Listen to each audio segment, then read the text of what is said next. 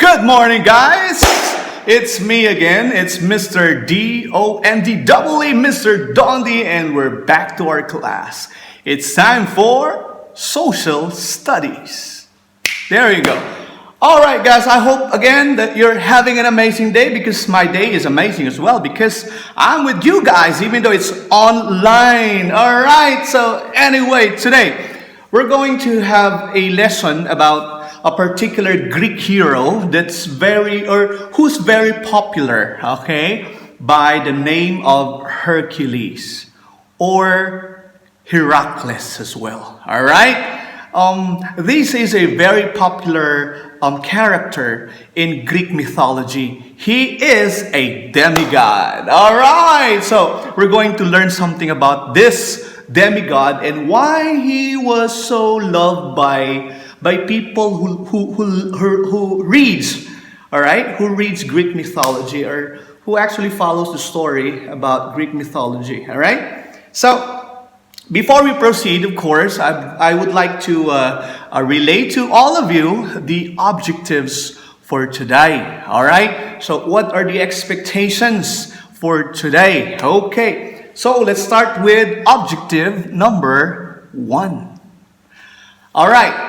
So, you're going to learn a story about a Greek hero named Hercules. All right? Letter B, or second, you're going to identify the significant characters in the story. All right? Number 3, or the third, or letter C, you're going to answer the worksheet that I will attach on this video. All right? Or on Edmodo, I should say. Letter D, or number 4, you're going to explain the moral or the lesson of the story that I'm going to share to you today. Okay. And lastly, for another activity, okay, don't worry, I will give you time to finish this, okay? You're going to create, this is letter E or number 5. You're going to create a drawing of Hercules in this adventure. So it's more of a poster, okay? So I know for a fact that you guys are really good with animation or with drawing or illustration. I saw exactly what you did with your papers, all right? I saw exactly what you did with your test papers in Social Studies 5. Let me show you some of the examples, all right? Here you go. Okay, here, look at that. I'm gonna get some of the examples here. There you go. Look at this one. All right, look at this one. I'm gonna show you some of the very fascinating drawings that I've seen so far. Look at that. Look at that. There you go. Come on, I want to show more. I want to show more. What about this? What about this? Oh, okay.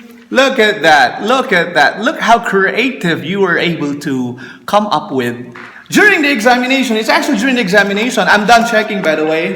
I might do some rechecking online as well later on, but that will be later on. This is so cool, you know? All right, look at that.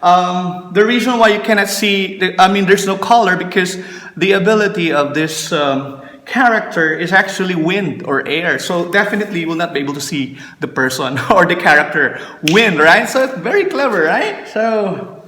And of course, this one, the four-headed dragon. The name is Hydra with two letter D's. With Hydra with 2 D's, guys. Whew, all right. Anyway, I can actually show you everything, but that would eat our time. All right, it would definitely consume our time, I should say. So let's get down to business. So that's the object, or those were the objectives for today's lesson. All right. Now. Since I'm going to give you a video about a particular topic, I'm going to tell also the origin of this story. I would like to give you a brief description about this character named Hercules. There you go, Hercules. All right, okay. But before we proceed to that, let's try to unravel first, or let's try to understand first some words that you might encounter while I give a discussion or during the duration of the video. All right? So let's take a look at this. So these are the vocabularies, guys. Let's start with the word indignity. All right? It means embarrassment. All right? Embarrassment. Indignity means embarrassment. All right. Next, tragedy. All right. When you say tragedy, it is an event causing a great suffering or destruction. Destruction. All right. And number 3, that's labor or labors. This is simply work. However, it's a hard physical work. Okay. And servitude. Oh, this is a very, very clever word. It means that the state of being slave or completely subject to someone more powerful. So they're using this words, very good words actually, but I should say advanced words, okay? And they mean that, this means rather that you are under, you are subject to someone who's more powerful. So it's called servitude. It's actually an act. So when you're serving or you're trying to show your servitude to someone more powerful than you. And this is exactly what the word that was used in the Greek mythology, in Greek literature. Okay? And lastly, disastrous. Okay, disastrous refers to great damage. Causing great damage. And there you go, guys. So that's the end of the vocabularies. I will just have 1, 2, 3, 4, 5 vocabularies. We're done with the adjectives. And now, let's proceed to getting to know Hercules. All right? Let's get to know Hercules. Okay, let's proceed.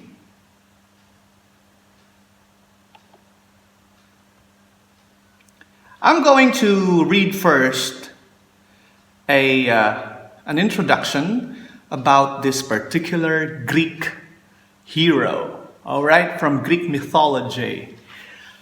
Are you ready to listen? I do hope you're using headphones, guys, or earphones so that you'll be able to hear me in the video later on, because there will be some questions, of course, pertaining to the video, all right, today. Okay.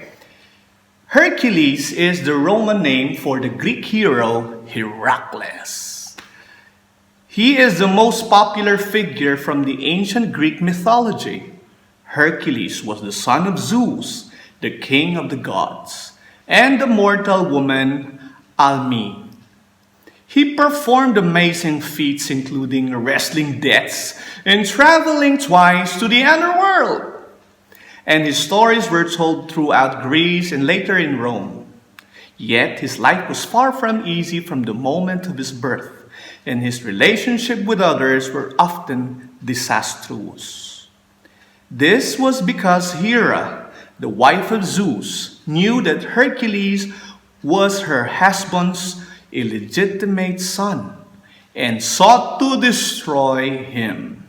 In fact, he was born with the name Alcaeus, and later took the name into Hercules, meaning the glory of Hera, signifying that he would become famous through his difficulties with the goddess. All right? The demigod, which is Hercules, suffered like mortals, and who could make a mess of things in life just as easily as any man or woman, but performs deeds no mortal could, had great appeal for the people of Greece and Rome as well. Hercules was a kind of superpowered man who suffered disappointments. He also had bad days and even bad years, and eventually died due to another's trickery. These stories, besides simply being entertaining, would have served an ancient audience by letting them know that if bad things could happen to a hero like Hercules, they had nothing to complain about regarding the disappointments and tragedies in their own lives. Hercules served as a symbol of the human condition where, to use Hemingway's phrase, a man may be destroyed but not defeated. All right? An interesting aspect of Hercules' character is that because of his divine strength and abilities, he did not have to willingly submit to any of the labors or punishment imposed upon him. He chose to suffer indignities such as his famous 12 labors, or his servitude to the Queen Umpile, and did so willingly. All right? His inner strength and abilities endure hardships made him as an inspirational figure to the people and a symbol of stability in the midst of chaos. Even if it was a chaos he himself had caused. All right, so guys, that was the introduction of Hercules, okay? A hero, a popular hero, and he is serving, or he's doing this servitude, as I've said, to a particular Queen Umpale. And this is more or most popularly known to be the 12 labors of Hercules. All right? So I'm going to show you the 12 labors of Hercules in a form of a video, okay, that I want you guys to pay attention to. All right? You don't have to worry regarding the origin or the introduction of Hercules. I'm going to include this one in our Edmodo account so that you will have a clear picture, a clear document, or a clear handout about this particular story. So, what are we waiting for? Let's start the video.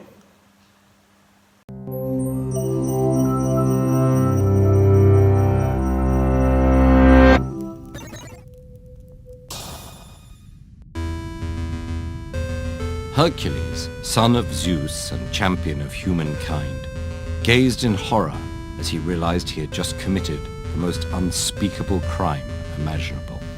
The goddess Hera, who hated Hercules for being born of her husband's adultery, had stricken him with a temporary curse of madness, and his own family were the casualties. Consumed by grief, Hercules sought out the oracle of Delphi, who told him the path to atonement laid with his cousin, King Eurystheus of Tiryns, a favorite of Hera's.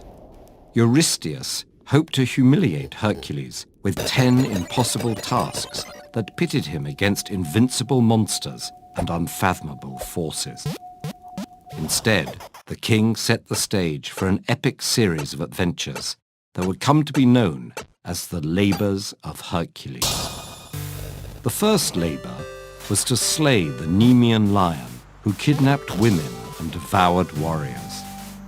Its golden fur was impervious to arrows, but Hercules cornered the lion in its dark cave, stunned it with a club and strangled it with his bare hands. He found no tool sharp enough to skin the beast until the goddess Athena suggested using one of its own claws. Hercules returned to Tiryns wearing the lion's hide, frightening King Eurystheus so much that he hid in a wine jar. From then on, Hercules was ordered to present his trophies at a safe distance. The second target was the Lernaean Hydra, a giant serpent with many heads. Hercules fought fiercely, but every time he cut one head off, 2 more grew in its place. The battle was hopeless until his nephew, Iolaus, thought to cauterize the necks with fire, keeping the heads from regrowing. The dead serpent's remains became the Hydra constellation. Instead of slaying a beast, Hercules next had to catch one, alive. The Ceryneian hind was a female deer so fast it could outrun an arrow. Hercules tracked it for a year, finally trapping it in the northern land of Hyperborea. The animal turned out to be sacred to Artemis, goddess of the hunt, and Hercules swore to return it. When Eurystheus saw the hind, he demanded to keep it instead, but as soon as Hercules let go, the animal ran to its mistress. Thus, Hercules completed his task without breaking his promise. The fourth mission was to capture the Erymanthian boar, which had ravaged many fields. Advised by the wise centaur Charon, Hercules trapped it by chasing it into thick snow. For the fifth task, there were no animals, just their leftovers. The stables where King Augeas kept his hundreds of divine cattle had not been maintained in ages. Hercules promised to clean them in one day if he could keep 1/10 of their livestock. Augeas expected the hero to fail. Instead, Hercules dug massive trenches, rerouting 2 nearby rivers to flow through the stables until they were spotless. Next came 3 more beastly foes, each requiring a clever strategy to defeat. The carnivorous Stymphalian birds nested in an impenetrable swamp, but Hercules used Athena's special rattle to frighten them into the air, at which point he shot them down.